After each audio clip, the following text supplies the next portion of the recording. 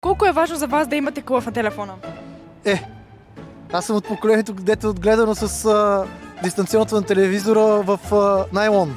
Кълъф на телефона много. Изключително важно се. Доста бих казал. Важно е, ако си изпускаш телефона. По какъв начин сте го засипвали? Може да разкажете някаква история? Веднага ви казвам защо за мен е важно. В деня, в който аз си махнах изтъкления протектор и кейсчето отзад на гърба, което е на телефона, викаме, сега ще ходя да си смена друг, обаче е много грозно и не ми харесва как стои. Днеска само ще съм без кълъв. Си изпуснах телефона и стана на парчета на сол. И от тогава просто за всеки случай си взимам. Така, дори да падне и да се чупи, не знам, че направя каквото мога.